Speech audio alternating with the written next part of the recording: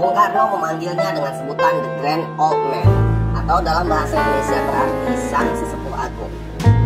Entah bagaimana cara yang tepat untuk menggambarkan sosok tokoh besar salah satu pendiri bangsa ini. Dia terlalu besar untuk digambarkan dalam ribuan kata dalam buku-buku tentangnya, apalagi hanya dengan sebuah audio visual beberapa menit seperti konten ini. Kebesarannya tak tergambarkan, namun begitu kami mencoba merangkum beberapa kisah perjalanan Sang Sesepuh Agung dalam konten singkat ini. Dia adalah perintis diplomasi Indonesia, seorang santri yang kritis, jurnalis tanpa kompromi, diplomat ulung, dan juga seorang ulama yang moderat. Kemampuan diplomasi dan kecerdasannya kemudian hari membuatnya menjadi guru bagi banyak para cendekiawan Islam yang kritis. Nama asli pemberian orang tuanya adalah Masdul Haq, yang artinya pembela kebenaran. Ketika kecil, pengasuhnya yang berasal dari Jawa kerap memanggilnya dengan sebutan Den Bagus, panggilan kehormatan untuk anak lelaki dari keluarga terpandang. Sejak itulah panggilan itu melekat pada dirinya, bahkan hingga dia masuk sekolah Belanda. Nama Agus yang dipakainya ditambah dengan nama belakang Salim, yakni nama dari ayahnya, Muhammad Salim. Ayahnya adalah seorang jaksa tinggi pada Lenrat atau Pengadilan Negeri di Riau, jabatan yang cukup tinggi dan terhormat untuk kaum pribumi. Karena itu Agus Salim bisa bersekolah di sekolah khusus yang hanya dikhususkan untuk anak-anak Belanda atau pejabat pemerintahan. Tidak hanya tampan dan rupawan, Agus Salim muda juga sangat cerdas, kritis dan mahir berdebat. Dia sudah mencatatkan prestasi akademis yang gemilang sejak duduk di bangku sekolah dasar. Dia tidak pernah minder dan merasa kecil di tengah anak-anak Eropa teman sekolahnya. Dia bahkan selalu menjadi yang terbaik di antara anak-anak Belanda itu. Suatu kali pernah seorang gadis Belanda meminta dirinya untuk mengalah agar gadis itu bisa menjadi juara kelas. Lalu Agus Salim sengaja membuat kesalahan dalam ujian sehingga teman perempuannya itu menjadi juara pertama dan dirinya sendiri akhirnya berada di posisi kedua. Agus Salim bercita-cita untuk masuk sekolah dokter di Belanda, dan hal itu seharusnya dapat dengan mudah ia wujudkan mengingat dirinya adalah lulusan terbaik Hoogere Burger School di Batavia, bahkan terbaik di semua Hoogere Burger School di seluruh Hindia Belanda. Seharusnya secara otomatis dirinya mendapat beasiswa sekolah dokter ke Belanda. Saat menunggu kesempatan beasiswa itu, Agus Salim masuk sekolah dokter Stovia di Batavia. Dia lebih dulu menjadi mahasiswa Stovia dibanding Dr. Cipto Mangunkusumo. Kabar beasiswa sekolah ke Belanda yang ditunggu tak kunjung tiba, dan nampaknya Agus Salim gagal mendapatkannya. Berita gagalnya Agus Salim mendapat beasiswa itu terdengar oleh Raden Ajeng Kartini, seorang putri bangsawan dari Jepara. Kartini yang ditawari beasiswa ke negeri Belanda oleh pemerintah Hindia Belanda tak dapat memenuhi panggilan beasiswa lantaran budaya. Selain itu, dirinya juga akan segera menikah sebentar lagi. Kartini yang 6 tahun lebih tua dari Agus Salim bersimpati kepada si jenius ini. Maka pada 24 Juli 1903, Kartini pun mengirimkan surat kepada Menteri Kebudayaan, Agama dan Kerajinan Hindia Belanda, Jacques Hendrik Abendandor. Dalam surat itu Kartini meminta kepada sang menteri untuk dapat mengalihkan beasiswa yang diterimanya kepada Agus Salim. Begini salah satu petikan kalimat dalam surat dari Kartini tersebut. Anak muda itu ingin sekali pergi ke negeri Belanda untuk belajar menjadi dokter. Sayang sekali keadaan keuangannya tidak memungkinkan. Gaji ayahnya cuma 150 gulden sebulan. Alangkah indahnya andai pemerintah bersedia membiayai seluruh pendidikannya yang berjumlah kira-kira 8.000 gulden. Bila tak mungkin, kami akan berterima kasih seandainya Salim dapat menerima jumlah 4.800 gulden yang disediakan untuk kami.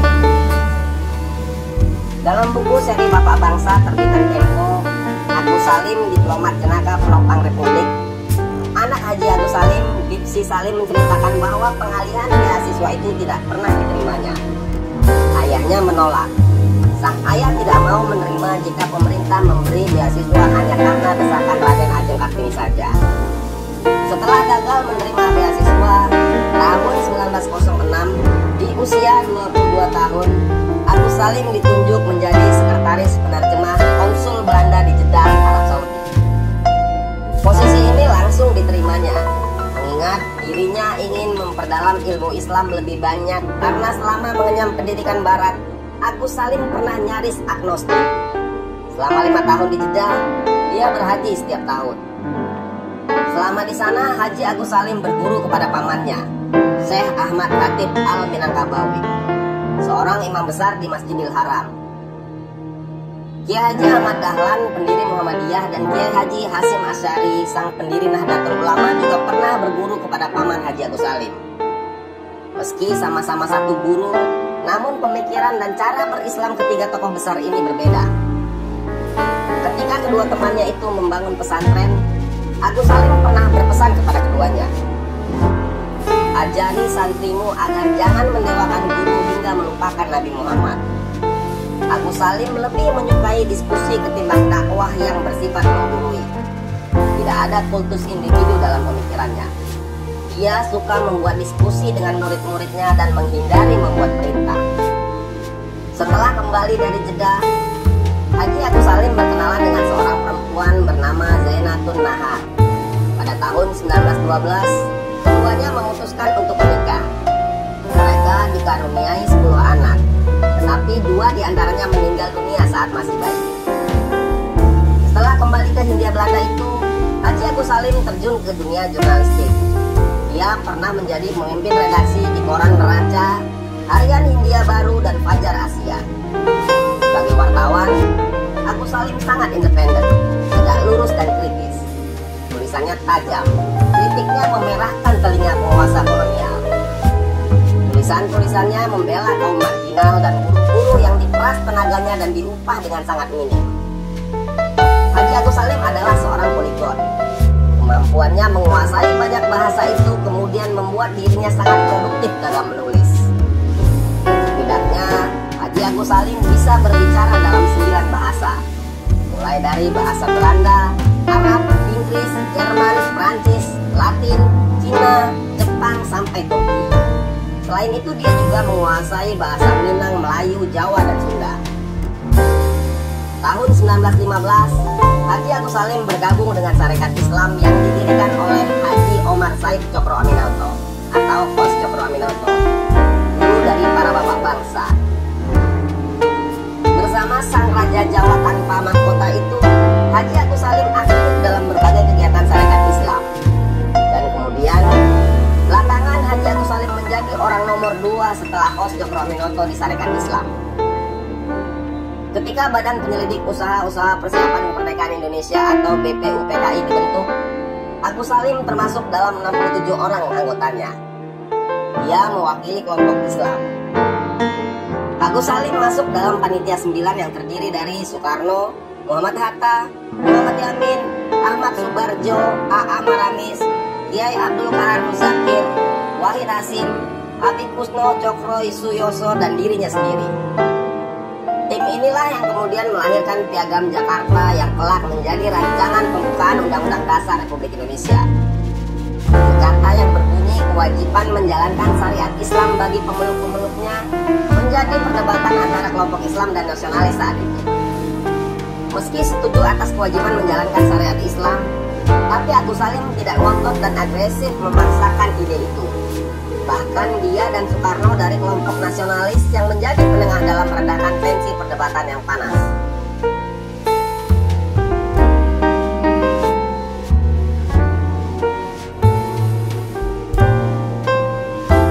Peranan Agus Salim dalam diplomasi bermula ketika ia ditunjuk menjadi wakil Indonesia dalam perundingan pendahuluan antara Indonesia dan Belanda di Jakarta.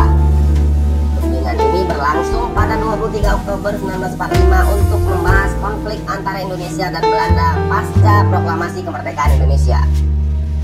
Dalam perundingan pendahuluan ini, Agus Salim mengungkap argumen bahwa Indonesia bukan lagi bagian dari kerajaan Belanda.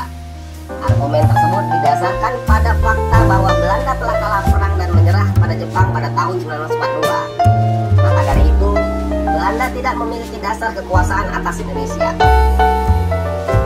Ketika Indonesia telah merdeka, perlu diplomat-diplomat ulung untuk melobi negara-negara dunia agar mengakui kedaulatan dan kemerdekaan Indonesia. Pada tanggal 23 Maret 1947, Mesir secara resmi mengakui kemerdekaan Indonesia. Mesir adalah negara Indonesia secara de jure. Pengakuan yang dinyatakan secara resmi oleh negara lain berdasarkan hukum internasional tentang keberadaan negara baru. Pengakuan Mesir ini tak lepas dari lobby dan diplomasi The Grand Old Man. Haji Agus Salim memimpin delegasi. Waktu itu dia menjabat sebagai Menteri Muda Luar Negeri. Delegasi ini terdiri dari Haji Abdurrahman Baswedan atau AR Baswedan sebagai Menteri Muda Penerangan, Nasir Pamuncak, pejabat Kementerian Luar Negeri, HM Rasidi, pejabat Kementerian Agama, dan Raden Haji Abdul Qadir, pejabat Kementerian Pertahanan. Pada tanggal 10 Agustus 1947, Haji Agus Salim berangkat ke Amerika Serikat mewakili pemerintah Indonesia untuk menyampaikan kepada Dewan Keamanan PBB tentang perseteruan antara Indonesia dan Belanda.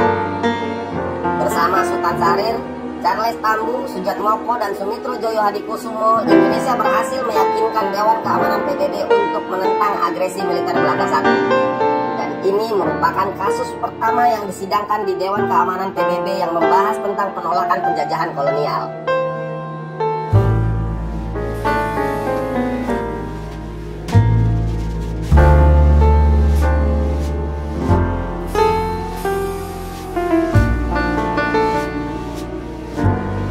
Ada cerita menarik namun mengharukan ketika Haji Agus Salim memimpin diplomasi di Mesir. Saat itu, Haji Agus Salim sering terlihat memakai sebuah jaket militer yang sudah agak usang. Para anggota delegasi Indonesia sebenarnya penasaran, tapi tidak ada yang berani bertanya.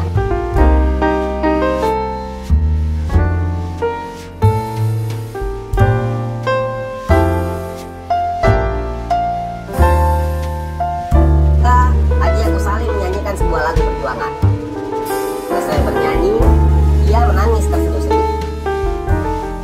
Dia berkata, lagu itu yang dinyanyikan anaknya Ahmad Syaukat Salim ketika gugur melawan tentara Jepang. Dan jaket militer yang dipakainya selama ini adalah milik anaknya. Baju inilah yang dipakainya ketika dia jatuh syahid, kata Haji Agus Salim. Syaukat adalah taruna Akademi Militer. Dia gugur bersama komandannya Mayor Daan Mogot pada 25 Januari 1946.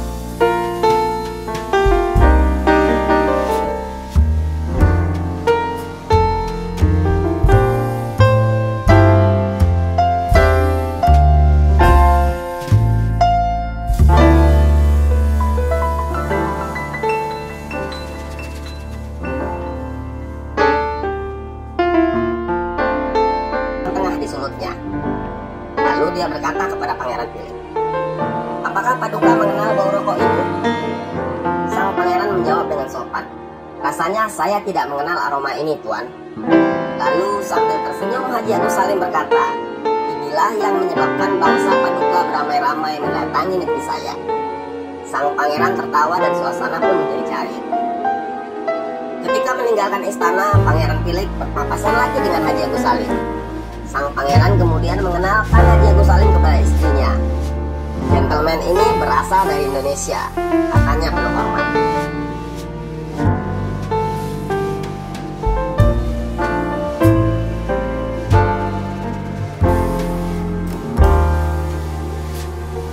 November 1954, Indonesia kehilangan putra terbaiknya. Haji Agus Salim wafat dalam usia 70 tahun. Dia meninggalkan istri tercinta Zainatun Nahar dan anak-anaknya. Haji Agus Salim dimakamkan di Taman Makam Pahlawan Kalibata. Sang sesepuh agung adalah pahlawan pertama yang dimakamkan di Taman Makam